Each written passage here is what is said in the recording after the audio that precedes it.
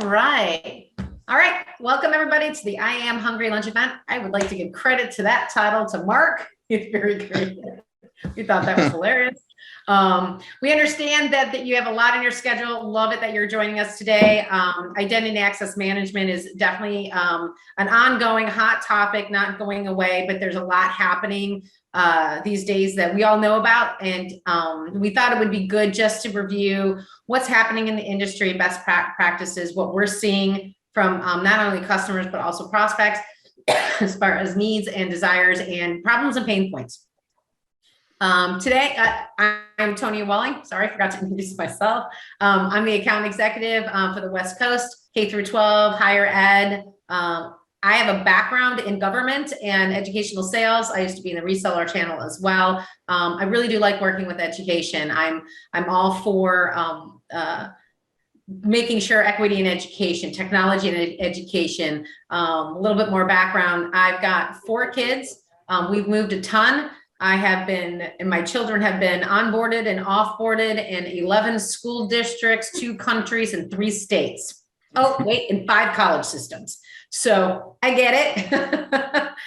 And it's interesting to see what has changed over the last 20 years as far as that's concerned. We also have Mark Angelo. He's our strategic account manager for the West. I'll let him introduce himself a little bit more later on in the presentation. We have Kevin Satterfield, who's our solutions architect, that will be going over a ton of details for that you are just going to love as far as cloud infrastructure. Monica Watts is the director of K through 12 engagement with IMS Global.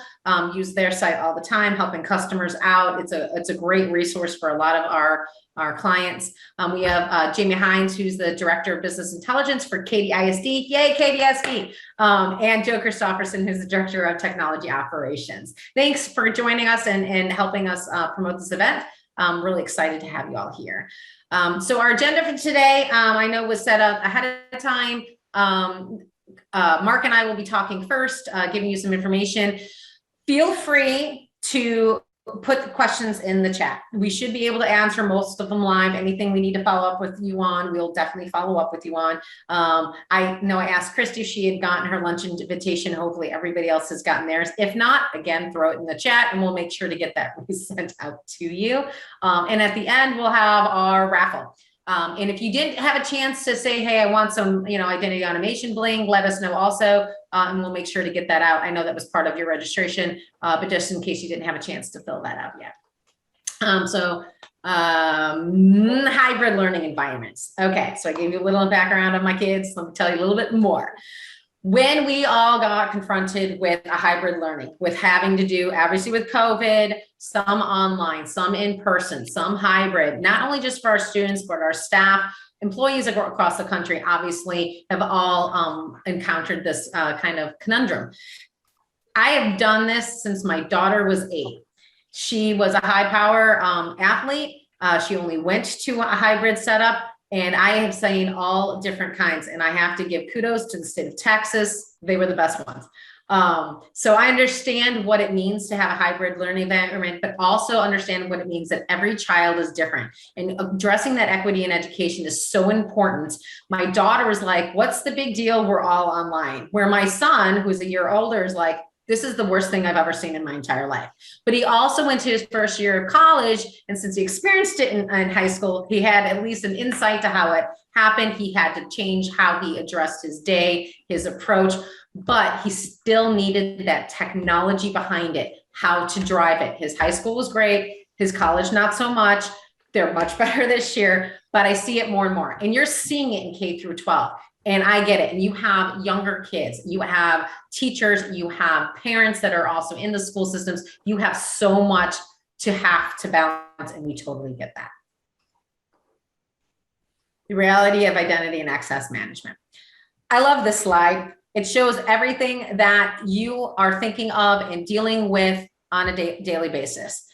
Every school district starts from a different perspective. You could have a manual process. You could have a legacy solution where it was built with PowerShell scripts, or maybe you have an identity access solution that's either not addressing all your district's needs, but maybe also be out of date with the capabilities with the modern IAM offerings.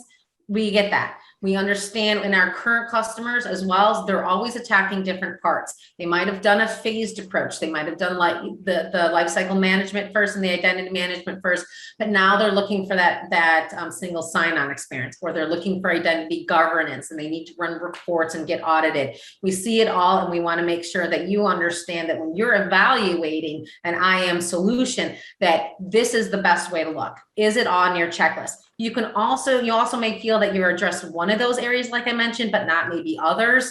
And those are great starting points. This is what I need. Is what I'm doing right now for my life cycle and my current IAM, is it meeting my needs? Taking a look at where you fall in the flow can help guide you through your long-term strategic plans. IAM involves digital identity management from the beginning to the end of a user's life cycle, but also the ability to use analytics to monitor your IT systems might be something you want to address access allowed to each user in your organization, depending on your role and the group management, and keeping those identities in your system secure. We know this comes with challenges. Oh, thanks. So historical challenges. I put this together because we hear some very consistent things, and there might be some challenge that you are facing that might be on here, and those we will obviously always address with you. And it's something when you're looking for an identity and access management solution that you should be asking about, and we get it. But this is the most consistent that we see. Beginning of school year, those repetitive tasks, tedious bulk uploads, and sometimes with those bulk uploads, their digital identities can be, not clean. You have to clean them up, right? Make sure they're accurate. But sometimes you might not even know and how deep that goes until you attempt that bulk upload, right? Not having that automated way to accurately report the preview before it goes live, and then it leads to a ton of frustration. Identity and access management tries to take some of those tasks off your plate, so you know that is flowing well, that is not necessarily something you have to put 100% of your time on and allocate a lot of labor resources toward it. Next is email access. That goes with consistency, accuracy, and as well as quickly getting it to them. We see frustrations around needing to issue new email addresses, maybe at the beginning of school, or maybe you've changed your naming conventions because you've changed email platforms. And it all goes down to what the district prefers, right? Also allowing that immediate access to the email system once it is. Okay, here's your email address. You've got it. You can automatically go to, let's say, Microsoft or Gmail, and you're up and running. There's no delay, like not by hours, not by days, but you get it in minutes.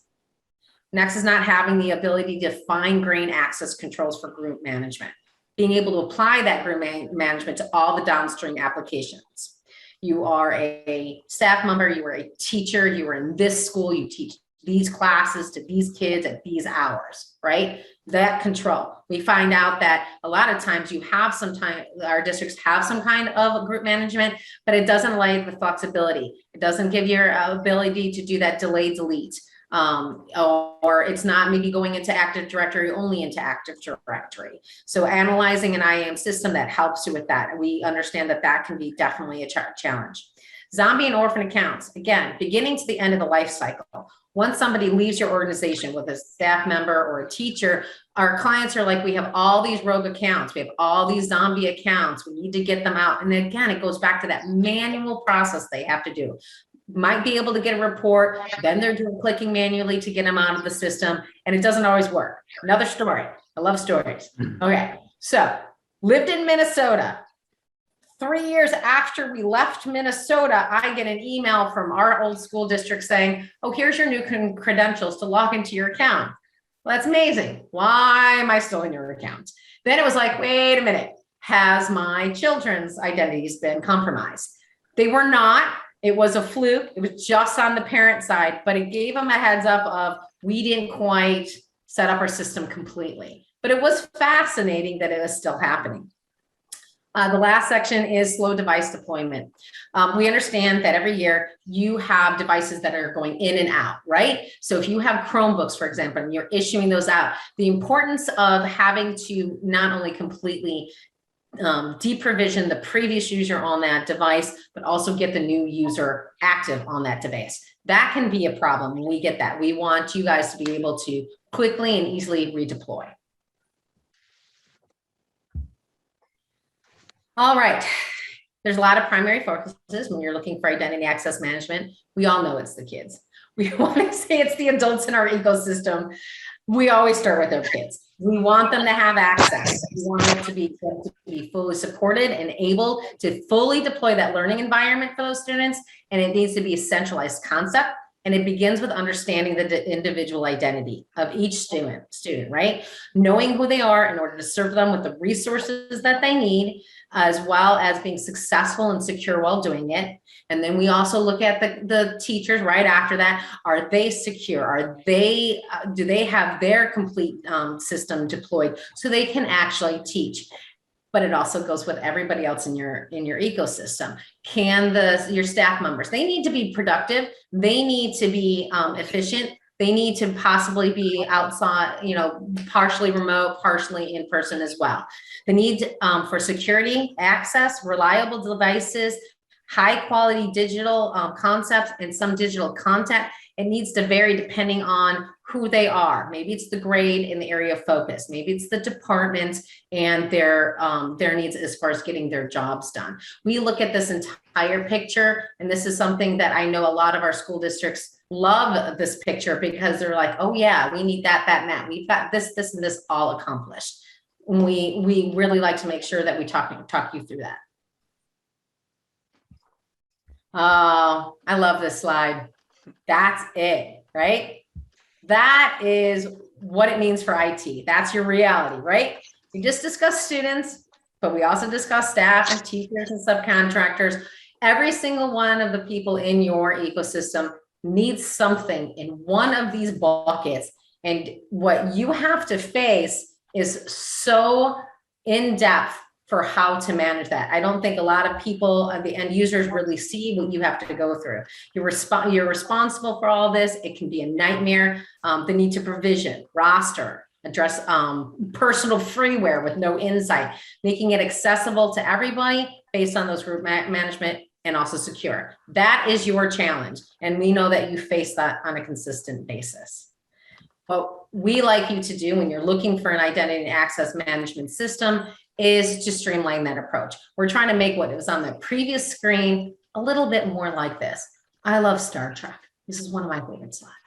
So we want to make sure that you're provisioning and deprovisioning, streamlining that process, allowing the adoption of all your applications with precise and role group management, getting that technology to the teachers, to be able to conduct, their classrooms, fully integrate students to have that streamlined access. School districts need that same approach. Anyone outside your school district needs that approach. Your part-time teachers, subcontractors, the group that mows your lawn. We understand there's a lot that goes into that, and having an identity and access management system to complete that life cycle, to give those birthright options, really makes it very efficient, secure. You can follow it more. You can see the process. Identity and access management accelerates the adoption of any new application, hardware technology in the classroom, in the office. It can minimize classroom disruptions caused by login and password issues. We love the password reset options. If you guys haven't seen that, if you don't have that ability, we know that takes by itself a huge burden off the IT system department, right? To be able to empower certain groups to password reset or update their profiles. It's always a benefit. And then it also helps facilitate the role of IT as more of an enabler, plays a critical role in classroom administration success while increasing security and compliance. I am going to go ahead and hand that over to Mark. Mark is going to go ahead and address the next part of our presentation. I see there's one question in the chat, and let's just see real quick. Oh, I will resend that out to you. Thank you very much for letting me know that. Okay, Marcus, so go ahead and that's up to you. Hey, everybody. Mark Angelo here. I've been in the cybersecurity space for a little over a decade, based here in San Diego, California. I came from the endpoint space as well as data security, application security, and excited to talk to you guys. Thanks, everybody, for joining today. So we talk to a ton of school districts and universities, and a lot of these districts and universities that we talk to, they're still using manual processes, and they're getting to a point where the rope's about to snap, right? They're up all night creating accounts. There are only a couple people who really know how all of this stuff works. Account creation and provisioning it's a manual process. It takes weeks of dedicated FTE prep and managing bulk loads at the beginning of the semester via scripts, folder creations, redirection, et cetera. And the impact is that it's rarely error-free. Fixing problems takes a lot of time and effort, which causes delays for students and teachers, of course. There are also issues with data loss when creating all the folders and folder redirections. What we suggest is a more programmatic, identity-centric approach that enables flexibility and agility. So you can quickly respond to the business requirements and strategic objectives of your institution as they come up very quickly. We suggest being strategic and foundational as you develop and build out an IAM program that can evolve, grow, and change without being tied to a chain of scripts where you make one change and it has a ton of downstream consequences. So as you're looking at your access controls and cybersecurity strategy, the Identity and Access Management Foundation is extremely important. And as organizations build out their cybersecurity strategy and manage all that, there's always a ton of focus on event detection, the perimeter, device security. These are all really critical components, of course. But if you approach identity and access management as a program, you'll soon realize that at the heart of all of this is your identity-driven controls and security. So if you build from there and then have all your services consumed from it, you're able to unify governance policies across all of your various disciplines. So if you treat identity management as the central point, you'll build a more solid foundation, and you'll be able to move with change management easier, starting with that foundational point. So kind of similar to the slide that Tonya showed earlier, this identity-centric approach that I'm talking about and programmatic approach, it allows you to fully manage a digital identity from the very beginning to the end of that identity's life. And what you see here are the ideal components you want to have in place for your IAM program to do this, starting with provisioning users and having the ability to fully automate and process the process of creating an account for students and teachers, but also being able to do the same for staff, affiliates, contractors, parents, or any external third parties that would need access to these different systems. Automatically grabbing a user from a source of authority and facilitating that user to gain access to any of your downstream resources. So allowing access to an Active Directory account, for example, or maybe log into Windows computers, or to gain access to Google or O365, to any of your ed tech applications. And it's best for this to be handled in the very beginning, as the user gets provisioned with your source of authority, whether that's your HRMS, whether it's your SIS, et cetera, whatever you leverage, your IAM solution should be able to communicate with that source of authority using an API or a delimited text file, or maybe even a direct database connection. And the individual is foundational to the identity-centric approach. Our digital identities are representative of the fact that we're all individual people, right? So our needs when it comes to access are all very unique. And for your identity to really be secured, there needs to be a source of truth. You need to have a source of authority that you can rely on, that has clean data that says who you are, what your demographics are, what your role is, and what you should be doing. And from that, you can build roles around the appropriate expectations for people who meet certain profiles and ensure the data is always accurate. Group management and rostering should be targeted automatically via those roles and attributes. So even specific course-related groups as a user's course numbers are loaded into Active Directory, for example. Then you can design and build all the mechanisms for people to change their roles, update their identities, and those changes should be scheduled to sync on a timely manner or automatically when they happen. And then what happens when students graduate, right? Teachers or staff moves on, et cetera. we do not want orphan accounts. So probably the biggest risk to compromising an environment that we see today is an account that's left with email logins and access to things because the person just stopped using it and no one ever paid attention to actually deprovisioning or deleting the account. Ideally, you want an IAM solution that does this automatically. So you can build in a way to automatically disable accounts, maybe even delete accounts if you want to remove them completely from the system, in addition to revoking access to things, of course. And lastly, the identity-centric approach facilitates account and device deployment prior to the first day. We call this zero-day start. So it made me think of, I'm a Jersey, like I said, I'm from New Jersey. Don't hate me, I'm a Jersey Shore fan, so I can't help it. I've had friends that are like them, but I'm not like that, I swear. But they have this term that they coined on Jersey Shore called the shirt before the shirt. And it's like, they put their t-shirt, their tank top or whatever on first before they put their main shirt on. They're getting ready before they're ready. And that's what that made me think of it, because it's like the start before the start. So you're ready before that first day. It's a 0-day start.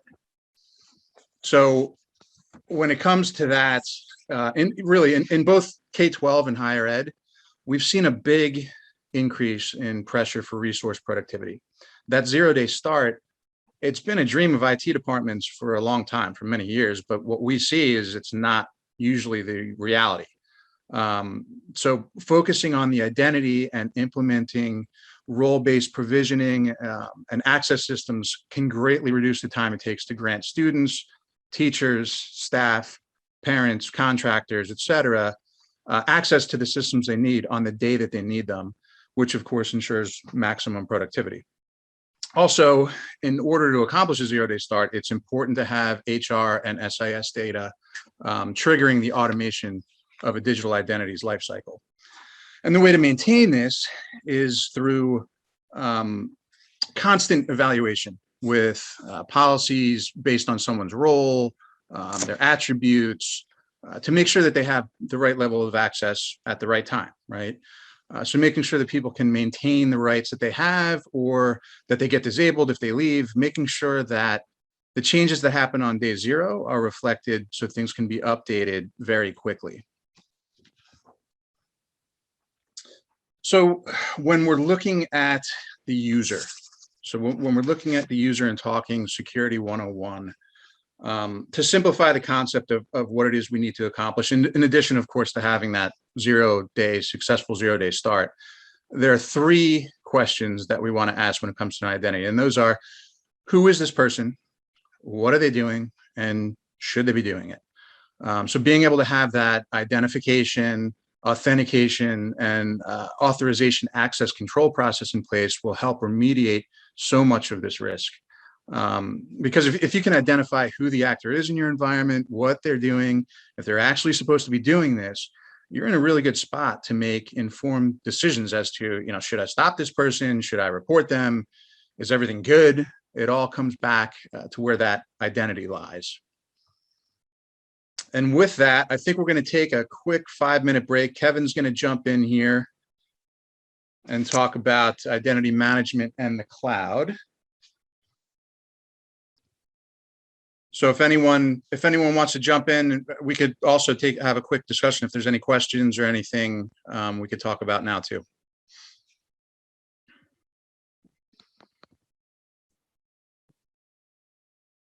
All right. I'm just curious, how do we know which exact security measures we have already? I don't work in it as much as Sandy does, but I was just curious as, what else security aspects we have.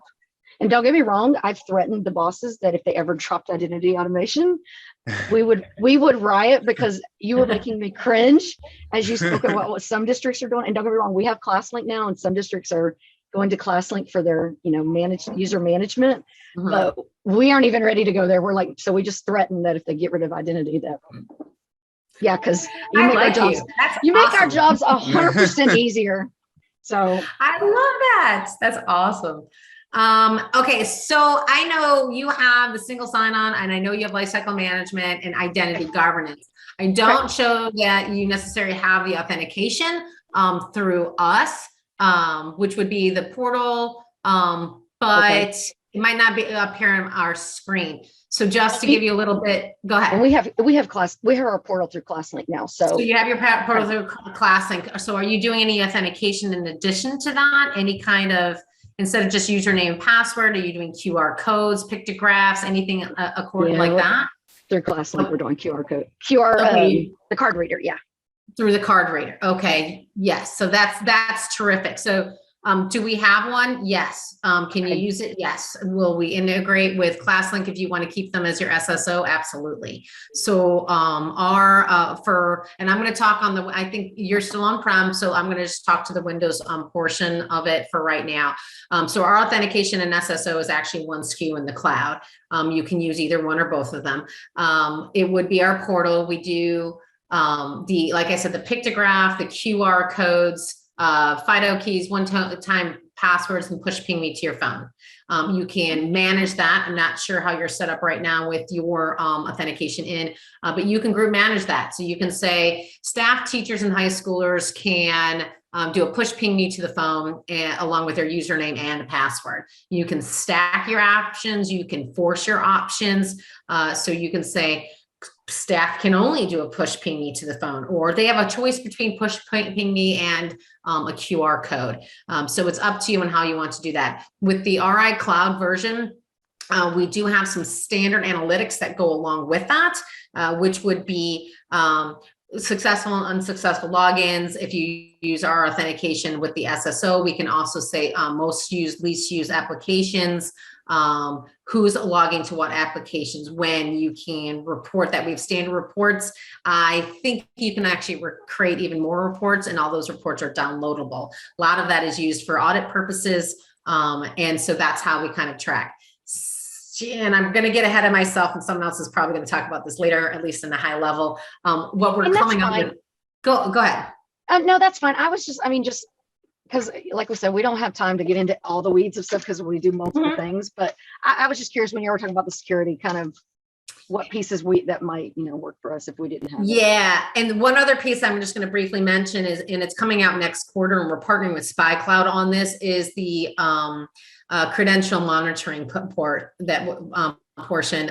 We realize some of our prospects as well as customers have had ransomware attacks.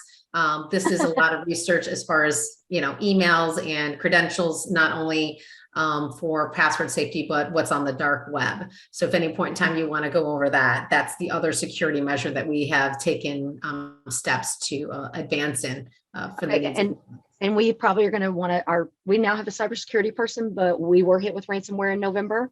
Oh, okay. Thankfully, we were able to, we had good backups, but our new cybersecurity person might be interested in some of that. Great. Well, I'll make sure to reach out to him. We can always set up a meeting and talk about that more in depth, and we can go over, we've got some beta testers, and I think they're complete. So we have a lot more documentation as far as what they've been seeing. So yeah, we'll definitely address that with you. Okay. Thank you. No problem. Kevin, I'm going to go ahead and stop sharing if you want to take over. Please. All righty. Thanks, guys.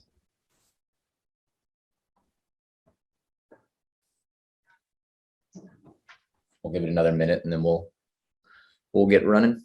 Perfect.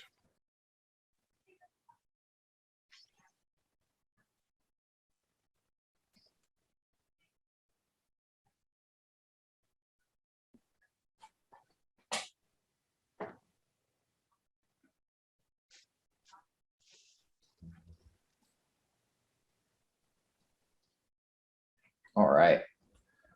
Let's go ahead and jump in, guys. This is Kevin Satterfield with Identity Automation. I wanted to spend a couple minutes today talking about some stuff that I've been discussing with other architects and CTOs across districts from a lot of the conferences and things that we've seen, and what you guys are probably dealing with on the CTO and the CIO level. And so this is one of the things that we're talking about a lot lately. Kind of falls into what Tony and Mark had mentioned, the world or the ecosystem that we're living in today, and all of the jargon terms that we're responsible for knowing, that we're stakeholders to kind of push forward and kick the ball on. And what's going on with that and how is that changing? What's the future of that like? What is the new stuff that we're actually being pressured to facilitate for our end users? And I think the big things that we look at here is something called a maturity model. You go out and you Google it, you'll find it. There's a lot of things that are called IAM maturity models today.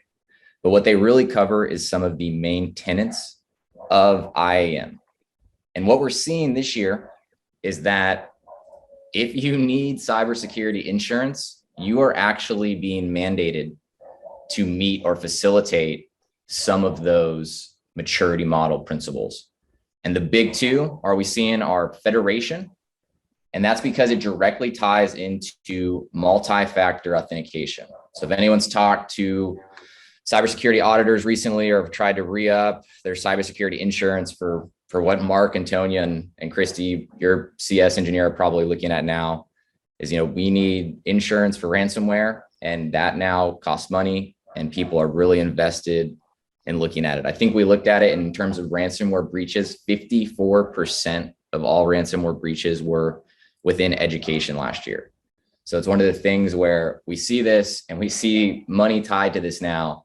And so we're being forced as the stakeholders and the people that are really responsible for these environments to provide auditors a path for federation and multi-factor auth.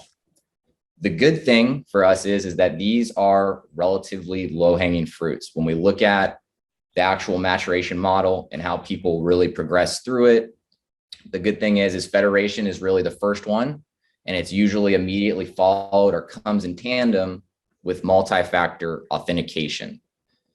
And when we dig into it, there's going to be two levels that we really need to meet. So within all of these steps that people take, there's levels. And when we look at them in terms of federation, the level that we're really going to try to need to get to this year is going to be level 2.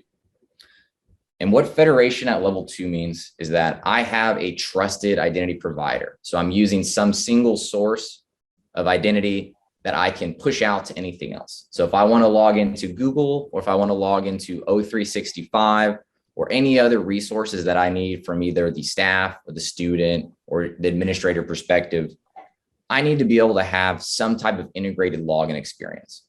The reason for that is that gives you guys a single trail. It gives you guys a single place to administrate. And it really consolidates a lot of the principles that Mark and Tonya had mentioned about having one identity and facilitating that life cycle. Federating is the first step to increase your security through authentication, and getting to integrated federation is really going to be crucial to facilitate what comes next. And what comes next is multi-factor authentication. The great thing about this is this coming year, it's not going to be crazy. We're not going to see a huge push to have intelligent authentication or anything like that.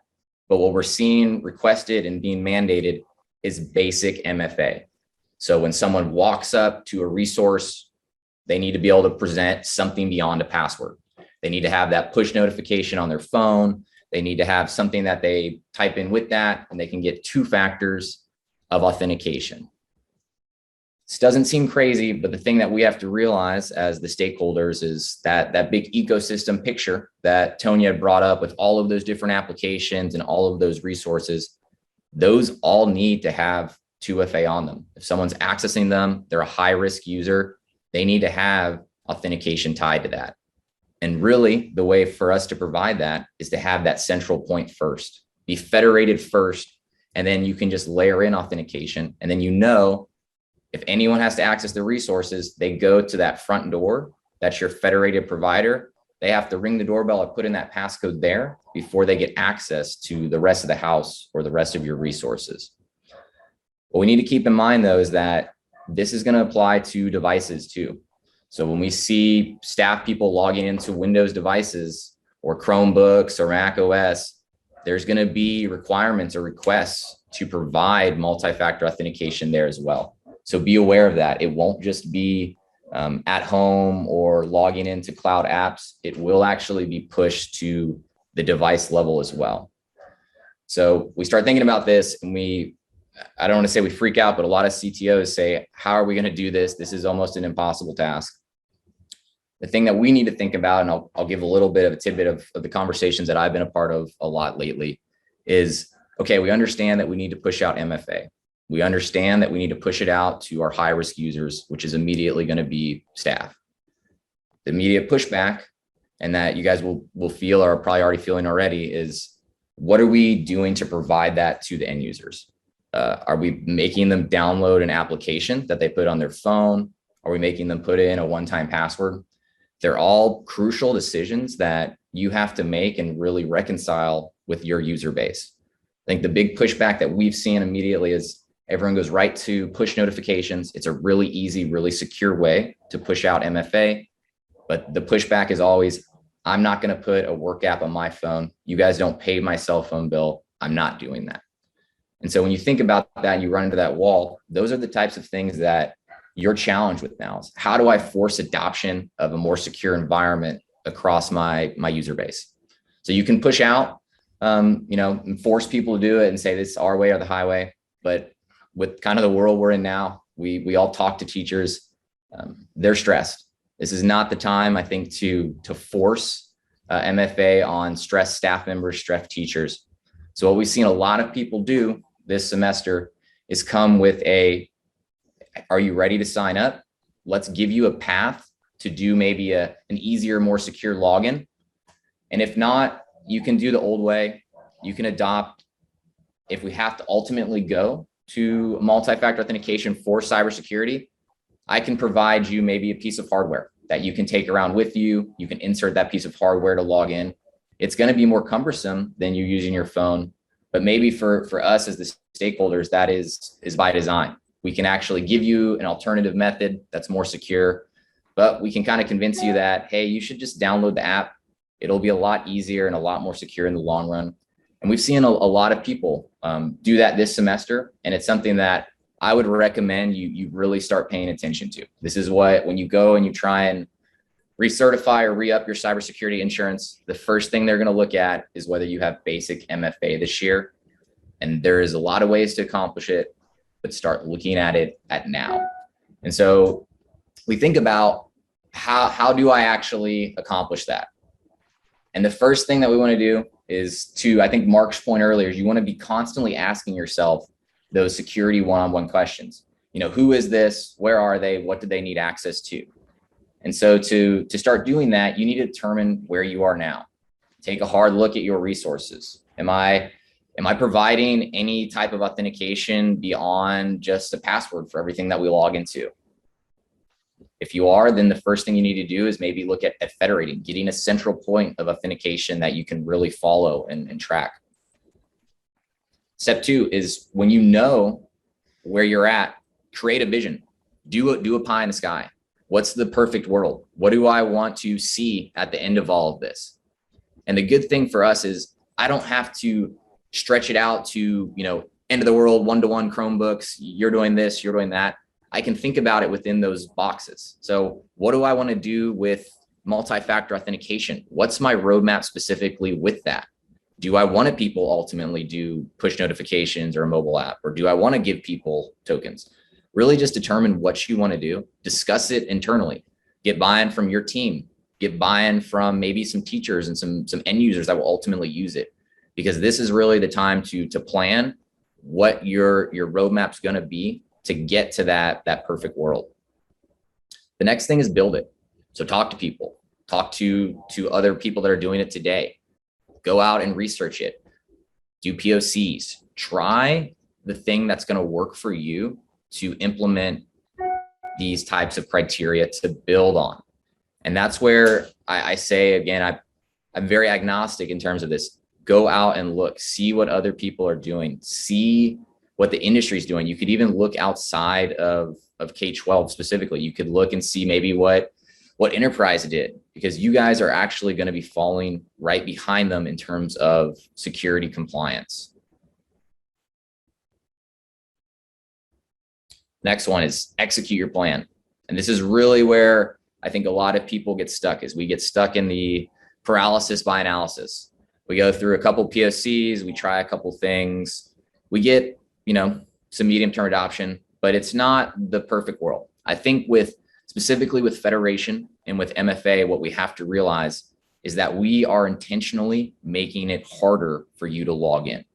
So your adoption with authentication is not always the prettiest row or the golden brick road that everyone wants to follow, because in reality, you're slowing down their login intentionally. You're adding extra steps for them to prove their identity. And that's something that there's pushback for. And so when you execute your plan, have a strategy, have buy-in.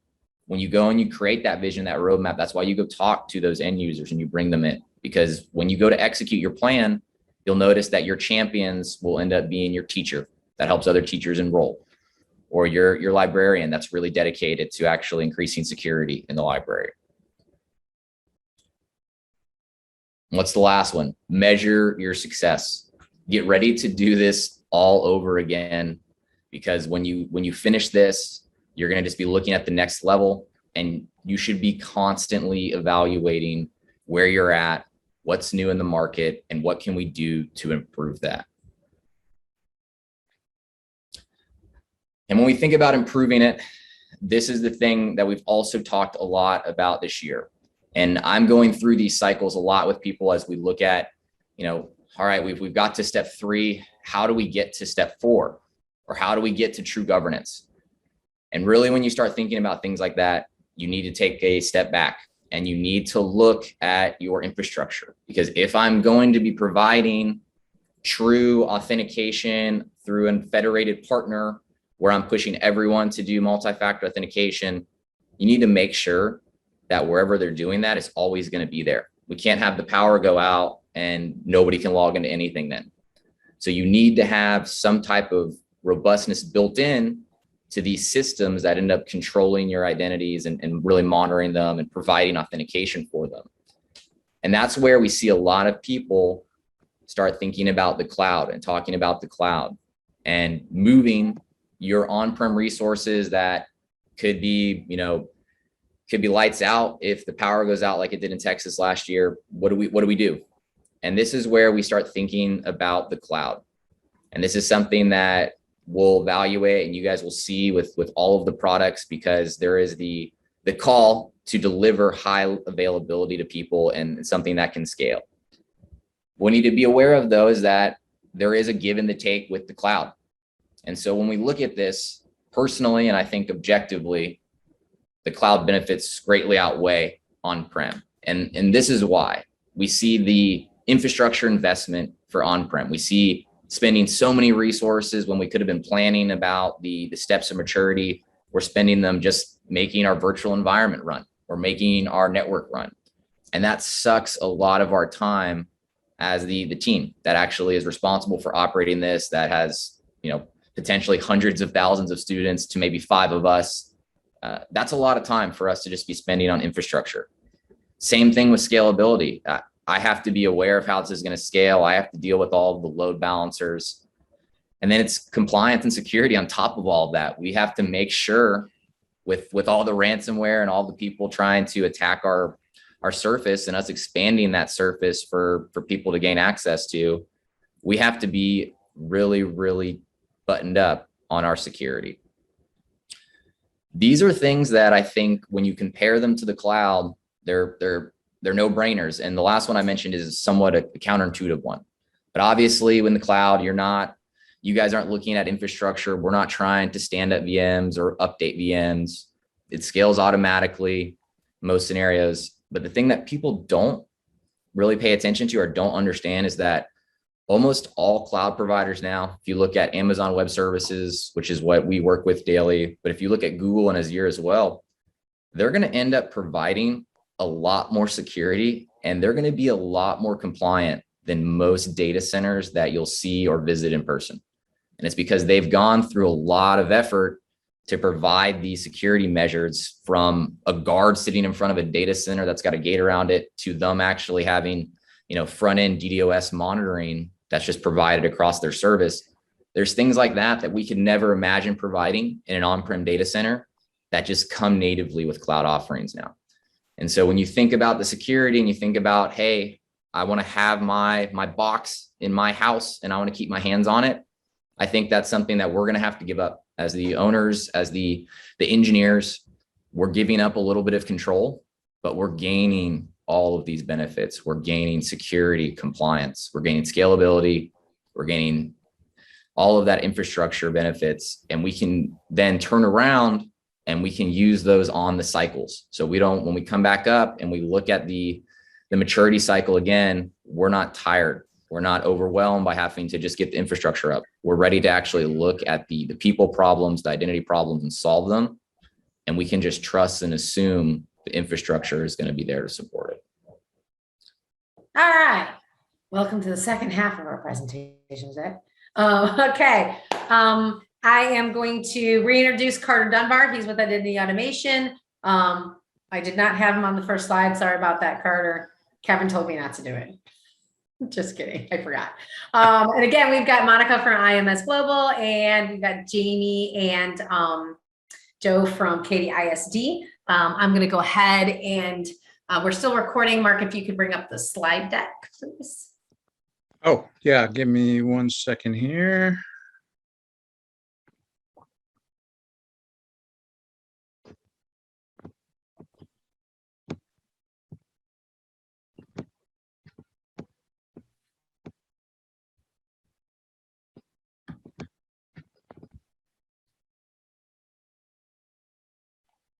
Here we go. Beautiful. So I can hop right in. So digital identity, as it has been known in the education space for the last 15, 20 years, has basically been, what's the information that I have in my HR system and my SIS system? Let me take that data, let me put it into attributes in Active Directory, and that is just the starting point for any account provisioning, synchronization, access management, group management. Everything we're going to do is just this composite of attributes that we have in a directory. So with COVID, as well as just technology ever advancing, digital identity is really changing, and education is going to be at the forefront of being able to leverage that. When we're able to look at an identity holistically and not just say, what are the demographic makeups or the employment attributes that we need to know for this person, but what makes this person an actual person, what makes this person who they are. We can really affect a lot of different things from a security standpoint, as well as from an instructional standpoint. So from a security perspective, everything that Kevin had touched on earlier, which is talking about who is this person, what are they doing, and should they be doing that? With all of the traditional perimeters being removed, with everything being remote, everything being in the cloud, everything being connected now. You can't just put up walls, but you really have to understand and identify the individual and what it is they need. Whether you're talking SIM, SOAR, MDM, all of your cybersecurity strategy is based around what is this perpetrator doing and should they be doing it. So understanding the individual and everything that makes them who they are is going to be paramount from a security standpoint. But I'm going to pass it over to Monica and then circle back at the end to really talk about how the security aspect of that is married to the instructional side. And there's a ton of possibility and potential that's about to be getting unlocked with that. So when we look at not just all of the complexity from the security side, but all of the complexity on the ed tech and application side on the next slide, that's where we really look at, you guys have to manage so much. And there's all of this stuff, different stuff on here. So with the identity as the constant, Monica and IMS are doing a great job of trying to bring order to this chaos that I'll let her talk about with interoperability. Thanks, Carter. Chaos is probably a really appropriate word. We sometimes also call this the wild, wild west of ed tech. And what's great about this slide is, well, first of all, let me tell you a little bit about myself. I'm Monica Watts, Director of K-12. Certainly, Carrie, we can make sure you get that graphic. I'm Director of K-12 Engagement at IMS Global. And I'm going to talk to you a little bit about who it is that we are as an organization. And then I'm going to pass it over to the real stars here, which is Jamie and Joe, and the work that they do at Katy ISD when it comes to interoperability, security, and learning analytics and data visualization. But I want to take a moment to talk to you about IMS Global. We are a nonprofit.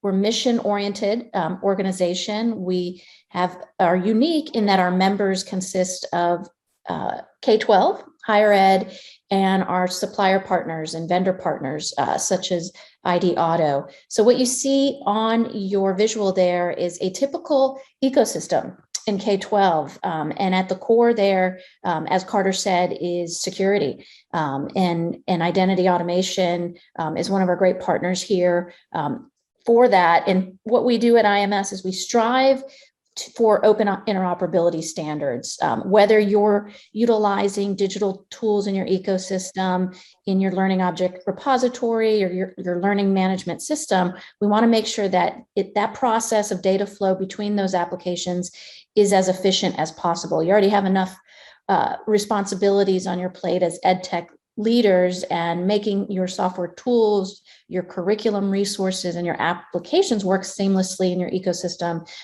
is something that we want to support you with. And so our mission is to support interoperability standards, open standards, and make sure that data flows between your applications and your ecosystem. In the last 18 months, we have spent a great deal of our time in our team really talking about student data privacy. During the pandemic, we had many of our member districts that had been members for a good time, and they were prepared for the transformation to digital. Some new members that needed some lift there, but overwhelmingly, all of them had the same pain point, which was, how do we manage and how do we scale all these curriculum resources, all these digital resources, extensions that our members, our teachers are wanting to use in the classroom to support remote learning.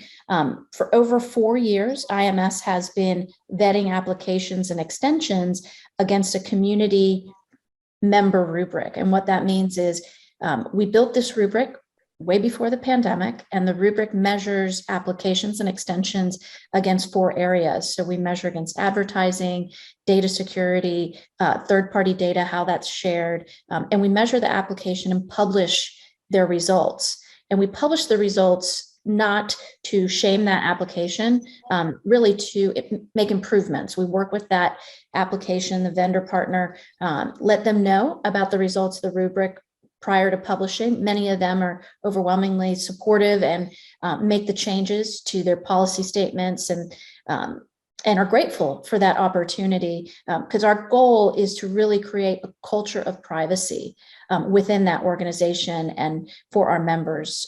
And we're really excited that in March of this year, we launched that information, the vetting results for teachers, and that's available to teachers through our Trusted Apps dashboard. So now what was once a process that our members and admins could see the vetting results is available to teachers.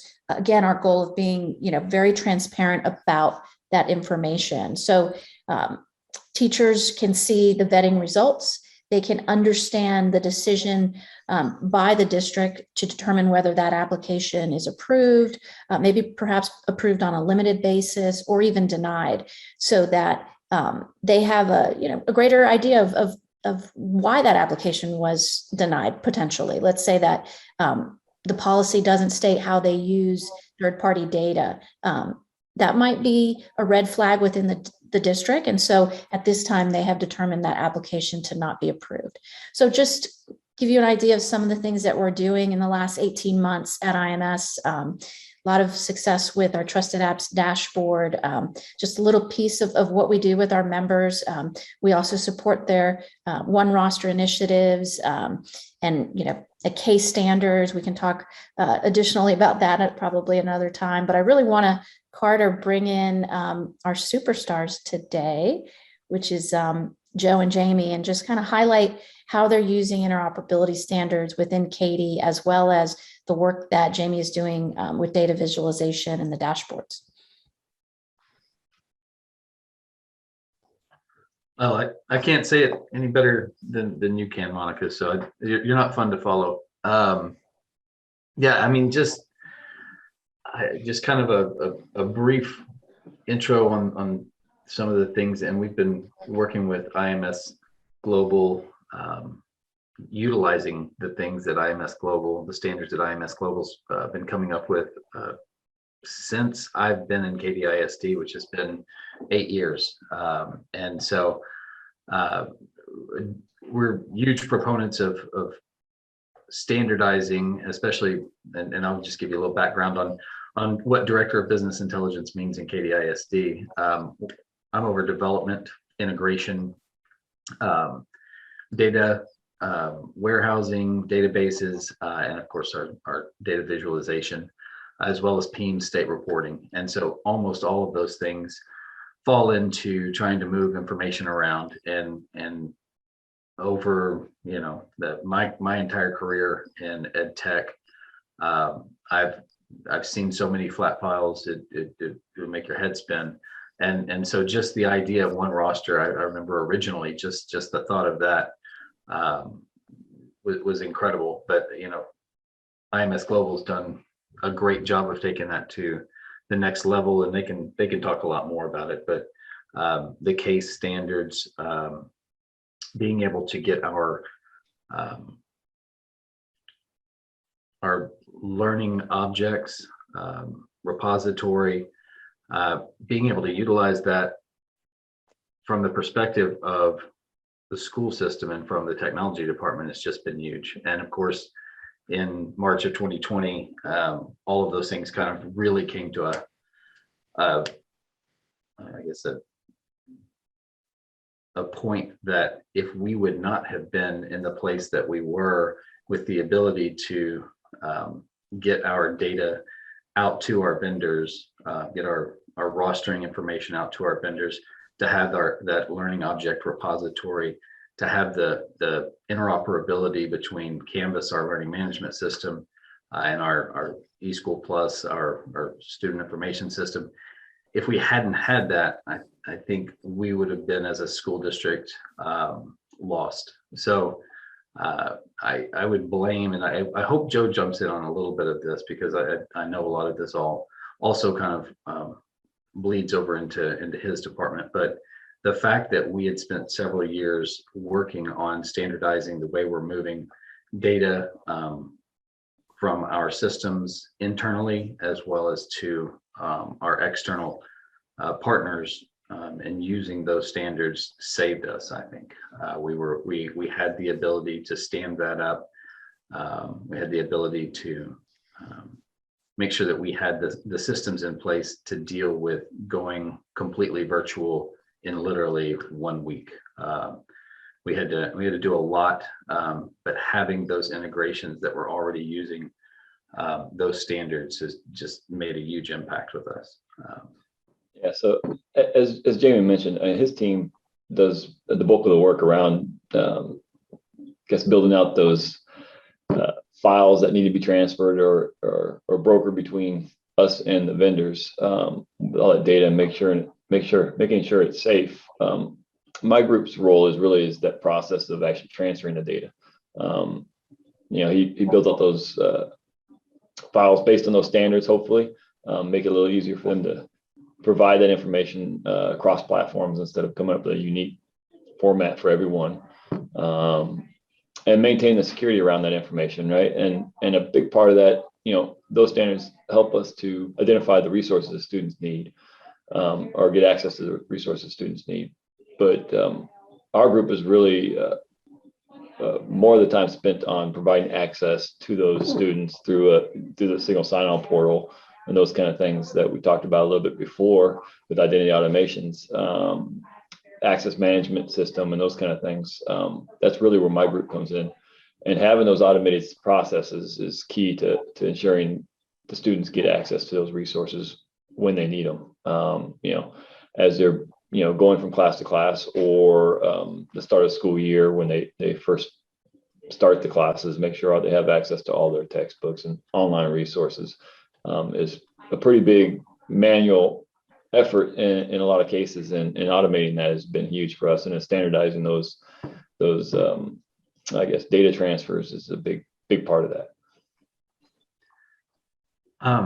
And just to move a little bit away from just the rostering, which is huge, and to start talking about some of the things we've been doing internally. The past several years, we've been developing an internal student dashboard, and Several of the IMS Global partners have already, they're doing this, utilizing a lot of the standards to get that information in and building their own. Well, we started a little earlier before we felt like the industry was where we needed it to be. I think they've caught up and surpassed us, but we have been working really hard on that. And one of the things that we've really run into, it's a student dashboard that essentially provides every piece of information about a student in one place and makes that available to, based off of role, makes the different parts available to, anything from an administrator down to a teacher to a specialist to a counselor.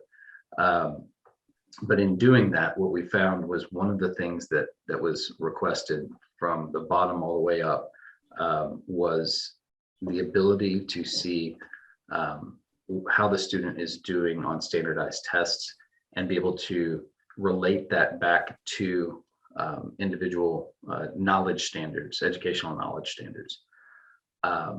I can just tell you that having to do that and build that out, from our perspective, it was a massive undertaking. And one of the things that IMS Global's been working, really hard on is really perfecting the case standards and building that out. So it's something that allows you to not just be able to get those state standards or those national education standards, but then be able to tie those into your local standards, tie them back to actual content that can be used for those standards, and then be able to tie to other states. So as students move in and out, and as a school district like Katy ISD, we're registering thousands and thousands of kids every year from all over the nation and the world. And so having to do that and be able to look at all of those transcripts and figure out where they're from, we're not to the point that we're able to do it yet, but understanding where we're moving and how difficult it was for us just to bring the education knowledge standards, our TEKS, into our dashboard and be able to tie those to a student and how he or she is doing on our state standardized tests. Extremely difficult. And so we kind of long for the day that we're able to use those case standards to just pull that in and directly attach, directly reference the information from our standardized tests and apply it to what our knowledge standards are. And I hope I know I'm probably talking in circles, and people who aren't intimate with what I'm discussing it may sound complicated, but the case standards is probably going to be, I think, for us, one of the biggest movements in being able to look at student performance for students everywhere and look at content that is kind of distributed from companies and vendors all over, and be able to actually tie it to how a student is, what a student needs. And so we can see kind of the vision behind what IMS Global is creating there, and we're looking forward to moving forward on that. I think that's amazing. I mean, it really is. I have kids that had learning disabilities. I had kids that were talented and bored, and I have ones in between. And being able to tie that to performance and give them access to what they need to improve their performance to become a better student. And it went back to, my daughter was great online, my son is not. So, it goes back to that individual, right? So I think that's amazing. Yeah, and not to overuse that individualized learning or instruction, but really that's what it gives you the capability of doing. And of course, when we went virtual, everybody had to utilize all the information, all those tools that were available to try to figure out how can we address this, because I'll just be honest. I'm sure it's probably a national and maybe worldwide issue, but there's been a learning loss over the last year and a half because of all the virtual learning and having to jump to it prior to everybody being ready for that model. And it's just like you said, I've got 3 kids in Katy ISD. Two had no problems, but I had one that struggled. And so now I think everybody's having to address that. And so having these tools at hand or on hand for our vendors to be able to build things that make it easier for us to utilize the information we have and the tools that they have to provide a better experience for the students, for the parents even, because they need that as well. The parents need the ability to see what the problem is, because it's really difficult. As a parent, I see that my students not performing, but how do I help her? So that's takes a village, right? That's right. Yeah. So if I can tie it all back together, I'm going to quote Jamie Joe, both of you guys, and Jamie, I'm going to butcher yours and summarize it a little bit. But from what you guys just talked about, the challenge of business intelligence is trying to move information around. That's the biggest challenge, is where is it coming from? Where is it going? What format is it in? How can I make it where it's readable? All of the data, there's just a sea of it. And then Joe, what you had said was the standards allow us to understand what access those students need. And this has been one of our biggest things, is the standards that IMS Global is working on, others as well. The identity management that Identity Automation is working on, and others as well. It really is two sides of the same coin, because with the standards, it allows those applications to talk to each other, allows those data sources to be leveraged and that data to just make sense, so that you can automate and provide the access that is needed. Right now, it's what applications, what systems do they need access to, but eventually it's what learning object is best tailored for this individual person. And Jamie, you kind of alluded to individualization, personalization. Those have kind of gotten a negative connotation over the past 10 years because of attempts towards it. So if I'm rebranding it as an identity-driven experience, that's really what we're talking about. It's what we as teachers do in the classroom every day. Former teacher myself, but it was, let me understand who my student is, what motivates them, how they learn, what they need when they need it, and I'm going to hit them with exactly that. And so being able to tie the standards together, bringing all of this in, you're talking about social emotional learning, their past performance, what are they doing today with formative assessments, what is their health situation, what is their home situation. All of this different data makes up the individual identity of who they are, and that's all got to be fostered by standards to make it make sense. But that is really valuable and sensitive information that has to be secured. And so building that into your overall cybersecurity posture and putting it into a single identity fabric that is locked down and protected is 100% the way to go. And that is what will allow us to go with the identity-driven experiences to achieve unlocking curriculum. Monica, do you have anything else that you want to add here at the end? No, I think that, thank you, Joe. Thank you, Jamie. This is just going to echo what Jamie said about CASE and the potential, but, we talk about individualized learning, personalized learning, but this really is about unlocking what in some circumstances is siloed in one platform, curriculum, and another siloed in another platform, and making it individualized and truly personalized. Everybody's trying to strive for personalized learning, and that's our goal. That's what we're trying to achieve, as Jamie said. And we've got a ways to go. That's a part of it. We know this is going to be a long goal, but with great partners like ID Auto and districts like Katy, we'll get there. We would like to thank everybody for joining us today. Real quick, we have a drawing for our raffle. Carrie, you win. You'll be getting an email for your gift card. Congratulations. Very excited by that. Again, like I said previously, if you did not sign up for the Identity Automation, what we call Bling package, let us know. We'll make sure to get that out to you if you didn't have a chance to register for that already. Was there any other questions before we tie it up for today? Awesome. All right, I will be sending out, Mark and I will be sending out the recording as soon as it's downloaded, and we'll send you out the copy of the slide deck as well. If you have any follow-up questions or anything, please feel free to reach out to us. Again, thank you everyone for joining. Thank you for our partners who presented today. Really appreciate your time. Thank you so much, guys. Have Thanks. a Have good a great day. weekend. Thanks. And happy Friday. Yeah. Thank you. Have a good weekend.